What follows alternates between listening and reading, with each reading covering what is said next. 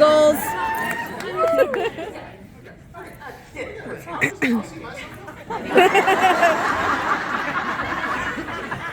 Okay, so good afternoon. Hi. The miracle that's about to be performed on this stage is that I am a long-winded talker, and I have a point, but telling me 15 minutes is probably more, and you probably need to start it because I will rely on it. Telling me 15 minutes is a heck of a lot more scary than you telling me I had an hour. So most people would say, oh my gosh, an hour on stage, I would die. And I'm saying 15 minutes on stage, I'm gonna die. So I'm gonna try to get through this as fast as I possibly can. My name is Melissa Gratz. I'm a superstar director, as you know by now. I am celebrating my 16 years with Cincy this month, and my journey very quickly is I had not heard of Cincy in 2008. I was introduced to the product.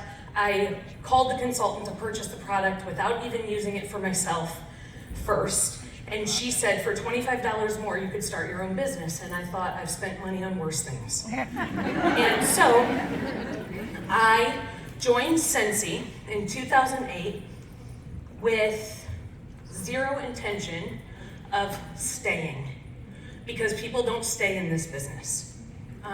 Could you, Joe, can you hand me that water bottle that's in my backpack? Thank you. Thank you.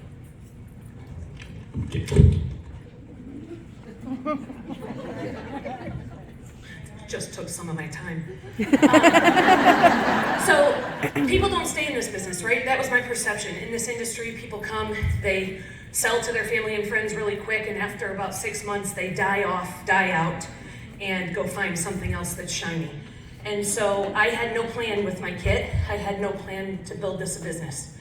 And within that first 6 months, I realized that all of the people I had put Cincy in the hands of, if I left, who would they get their Cincy from? Yeah. It needed to be me. Yeah. And so at that point, I decided that I was going to kick it into full gear. And I really can say that I haven't looked back.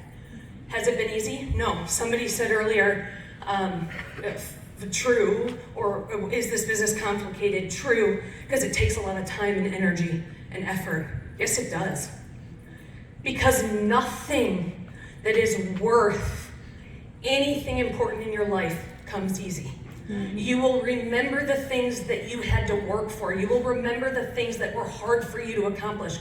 You will remember the things that you tirelessly lost sleep over more than you will think of the thing that came easy to you. Right. So fast forward, I've been here 16 years. I have seen the ups and downs. I have seen the product wins. I have seen the product fails. I have seen workstation glitches. I have seen it all. And I'm still here. And I can tell you that Cincy is still one of my greatest passions that I have ever found in my life. Now, let me tell you a little bit about me. And I don't get nervous, which is really interesting, because a lot of people would think, oh my gosh, this is so nerve-wracking. I don't get nervous, except for when I'm vulnerably talking about myself. Because if you ask any of my team and any of my leaders, I talk about them, I don't talk about me. Mm-hmm.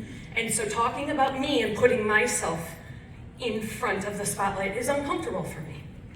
Because I would much rather point out and highlight what each of my girls have done than to highlight what I've done. So, Someone's cutting onions. okay. So let me tell you a little bit about me. There's 3 things that hang in my office, okay? And I brought them to show you. And they're relevant to what I'm gonna tell you. One of them you're gonna be like, why'd you bring that? So there's 3 things that hang in my office. The first one is me on the cover of a newspaper from, gosh, I thought the date was on it, the 90s. Okay. From the 90s, it was me playing sports on the cover of the newspaper, and this hangs in my office, okay? Because that shaped who I am today.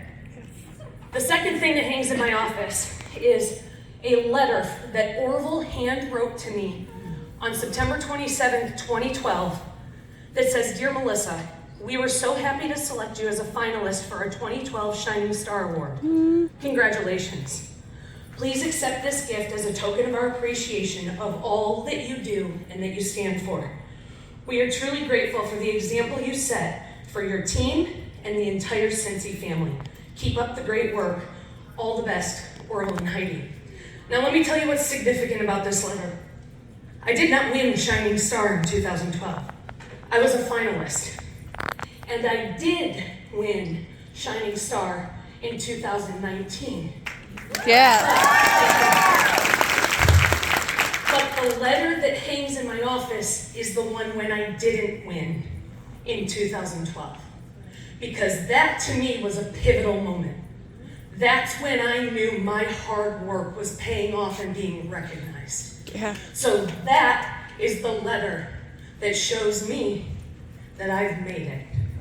Third thing that hangs in my office is something I doodled around the time that I received that letter that says positivity. This is how I lead. This is how I raise my children.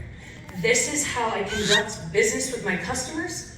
This is how I conduct myself. Positivity.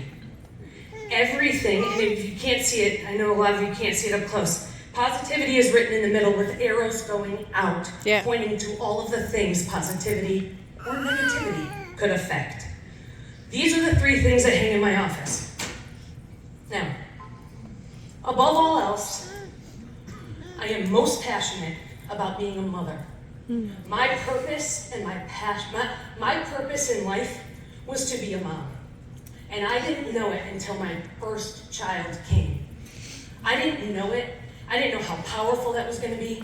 It's like hearing somebody that is a dog owner and they love their dog and you're like, I don't get it because I don't own a dog. And then you get a dog and you're like, oh my gosh, I totally understand why Tina is obsessed with their dog. So, that was me. I didn't realize what an important, pivotal role and moment it would be in my life that shapes who I am today until I became a mother.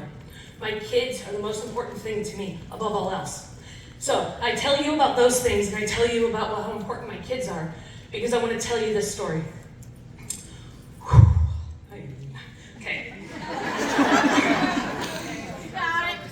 I tell you, and I'm telling you this too, full transparency. Because of what I'm about to tell you happened last night, I scrapped what I was going to say on this stage and I reformulated this talk because of something that happened last night that inspired the hell out of me. Woohoo. So, I love basketball. Basketball. Did I say basketball is my passion? Basketball, Cincy. My two passions beneath my kids. And you can imagine so I have a 9-year-old daughter, and I played basketball from the time I was in 3rd grade until the time I went to college. I chose not to continue basketball in college. I could have. I chose not to because I wanted to join a sorority when I went to college. Yet again, another stereotype I was breaking. I was going to be a sorority girl and a party plan girl. Voted most likely to never be Melissa Gratz. But I didn't play basketball because I wanted to be in a sorority. And little did I know that that choice to be in a sorority would shape who I am as a leader in Cincy. There was a reason I didn't continue with basketball. There was a reason that I chose a sorority. And it was because I found Cincy, which has become my sorority and my family for 16 years. Mm-hmm. So you can imagine my excitement when my dancer gymnastic daughter, who wants to be an actress, not an influencer, which I was really proud of, except that would have fit better into this talk about influence. But she wants to be an actress, comes to me and says, Mom, I want to play basketball. Aww. And that day, I think I spent half the day crying. I signed her up for basketball as fast as I possibly could. And you can imagine when the coach sent out the welcome email that said, here's who's on the team, hello, I'm the coach, I need an assistant coach, if any of you are interested. I didn't even think. I responded as fast as I possibly could. So now, I am a Superstar Director and I'm assistant coach for a co-ed rec. In all of my free time, and my team will attest, that on Tuesday night at 9:15, I run a team Zoom and have consistently for 15 years. It's amazing. And I don't ever not show up. That's right. Okay? So, okay, I gotta speed this. So I become the assistant coach. So here's where this all comes into play. Last night, my daughter had practice. She's only had 4 practices so far. She's had 3 games. She's never played basketball before in her life. She's doing really well. And all I can say to her over and over and over again is how proud I am. How proud she makes me. I'm not pointing out what she's not doing. She has never played. I'm impressed that she's shooting at the right basketball.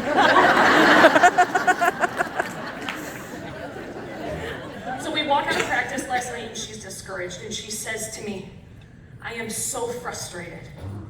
And I said, baby, why? She said, the boys don't ever pass to me. And I said, well, baby, I said, you are still doing a very great job learning the game. She said, but it's not fair, Mom. It's not fair that the boys won't pass to me and I'm working really hard. And I'm open and they look at me and they will pass the ball over my head to the wrong team instead of pass to me. Now, I forgot a little part of the story that's relevant, and it goes like this. 2 nights ago, this is where my vulnerability comes in. 2 nights ago, my daughter overheard me talking to a friend because the fall incentive period had ended. And she overheard me talking to a friend about how excited we were for our friends that earned the fall incentive. So my daughter overhears and she says, Mom, did Anna earn the trip? Mom, did JP earn the trip? Mom, did Jen Audette earn the trip? Did Miss Wendy earn the trip? Because you earned the trip, Mom. I said, no, I didn't, Mary. And she said, what? She said, Mom, you're the hardest worker I know. And that meant more to me than anything else. And she said, but Mom, life's not fair. Because you don't get to go on the trip with your friends, and I've seen how hard you work.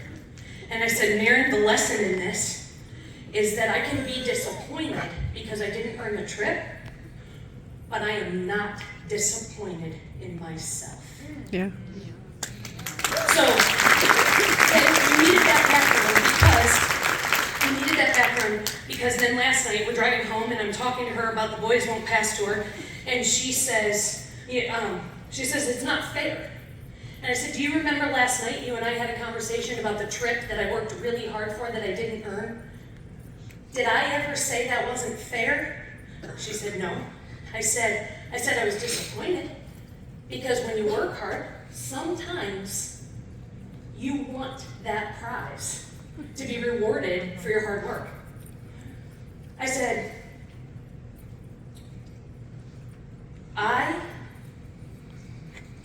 even though I did not earn that trip, I am still better today because of the efforts that I put in trying my best. All I ever want from you, Maren, is to try your best. And she said, can't you tell the boys to pass to me? And I said, I can tell them all day long to pass to you, Maren, but that doesn't mean they're going to do it. And I can tell my team all day long what they need to do to earn the trip for themselves, to promote in title, to show up on Zoom, to come to World Tour. I can tell them all day long, but it's up to them. And sometimes the trips that we try to earn are based on the efforts of others. That's out of my control. The boys passing to Marion is out of her control. So how do we learn to handle ourselves in a way where we only can control what's here? So I said, Marion, even if the boys don't pass to you, Even if the boys don't pass you, you are going to get better and better and better. And there will come a point in time, Aaron, where you're better than those boys that are on that court.